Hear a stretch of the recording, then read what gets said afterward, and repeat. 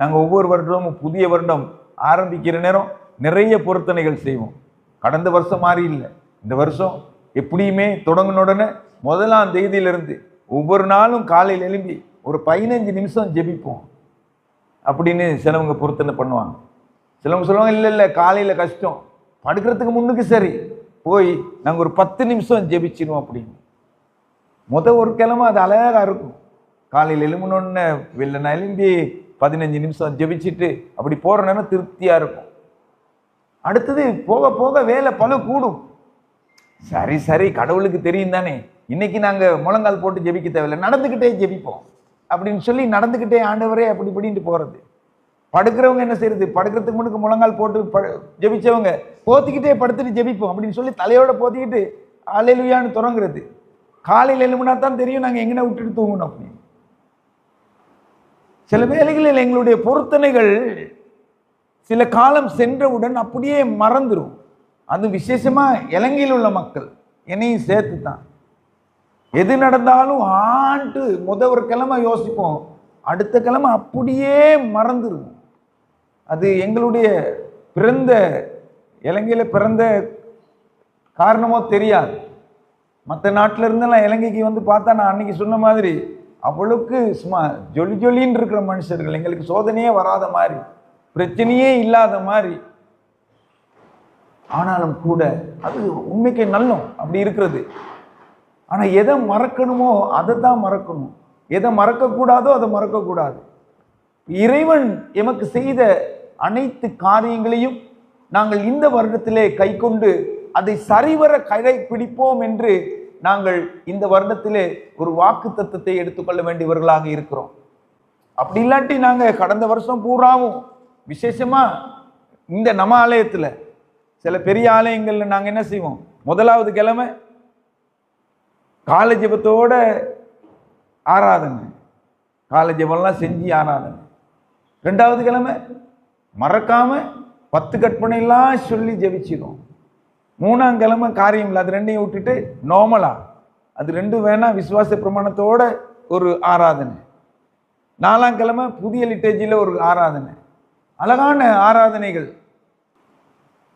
ஆனா 10 கற்பனை இங்கன சொல்லிட்டு அங்கன போறதுக்கு முன்னுக்கு மறந்துடணும். அதுதான் எனக்கு பெரிய புதுனமா இருக்கு. கடவுள்கிட்ட ஜெபம், பரமண்டல ஜெபம் இந்த நாளும் சொல்றோம், இங்கன சொல்லிட்டு கதவுகிட்ட போனோம்னு மறந்துடணும். பிரியமானவர்களே, இது சொல்லிட்டு மறக்கிறதுக்கு இல்லை, இதோட செயல்படுவதற்கு இறைவன் உங்களையும் என்னையும் அழைத்திருக்கிறார். எனவே நாங்கள் செய்கின்ற இந்த ஜெபங்கள், நாங்கள் செய்கின்ற ஒவ்வொரு காரியமும் இறைவனுக்கு நாங்கள் ஒப்பு கொடுத்து செய்கின்றோம். கர்த்தருடைய ஜெபத்தை சொல்லுவோமாக கண்ண மூடியாச்சு கிளிப்புள்ளையோட பாஸ்ல சொல்லிடுவோம். என்ன சொன்னு தெரியாது, தட்டிட்டு இப்ப எதுல நிப்பாட்டினீங்கன்னு கேட்டா தெரியாது. என்கிட்ட ஸ்டார்ட் பண்ணா தான் அது ஓடும், கிருன்னு. இடையில நிப்பாட்டிட்டு தொடங்கன்னா தொடங்க முடியாது. என்கிட்ட அப்படி பழகிட்டோம். ஆனா அதுல இருக்கின்ற பொதிந்திருக்கின்ற காரியங்கள் எமது வாழ்வை இன்னும் மெருகூட்டி இறைவனிடத்திலே அழைத்து செல்கிறது. எனவே பிரியமானவர்களே, இந்த புதிய வருடத்தில் நாங்கள் ஜெபிக்கின்ற பொழுது, நாங்கள் இறைவனோடு நெருங்கி ஜீவிக்கின்ற பொழுது, நாங்கள் ஒருவரை ஒருவர் காணுகின்ற பொழுது, இறைவனுடைய சித்தத்தின்படி வாழ எங்களை இறைவன் தொடர்ந்து அழைக்கின்றவனாக இருக்கிறார். அதுதான் இங்கே பார்க்கின்றோம். மத்தேயு நற்செய்தி நூல் 25ஆம் அதிகாரம் இன்றைக்கு வாசித்த காரியங்கள். அன்றைய மனுஷகுமாரன் தமது மகிமை பொருந்தினவராய் சகல பரிசுத்த தூதரோடு கூட வரும்போது தமது மகிமையுள்ள சிங்காசனத்தின் மேல் வீற்றிருப்பார். அப்படின்னா நியாயம் தீர்க்க அவர் வருவார். அவர் வரும்பொழுது அவருடைய சிங்காசனத்திலே அமர்ந்திருப்பார். அப்ப கவர்ந்து வந்து கேட்க மாட்டாரு, அம்மா ஐயா நீங்க எவ்வளவு காலம் வாழ்ந்தீங்க, 100 வருஷம் 110 வருஷம் 200 வருஷம் அப்படி வாழ்ந்தீங்க, அதெல்லாம் அவர் கேட்க மாட்டார். நீங்க வாழ்ந்த 30 நாளா இருந்தாலும் நீங்க எப்படி வாழ்ந்தீங்க, நான் அடிக்கடி கேட்கிற கேள்வி, அடிக்கடி சொல்றது.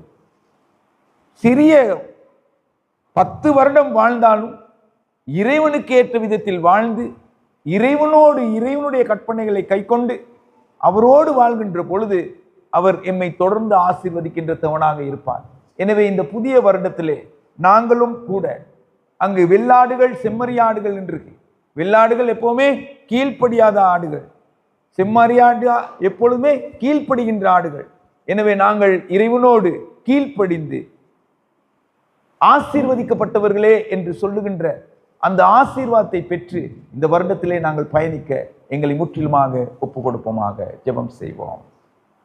என்றும் எங்களோடு வாழ்கின்ற எமது அருமை தந்தையே, செம்மறியாடுகளை தமது வலது பக்கத்தில் நிறுத்தின தேவனே,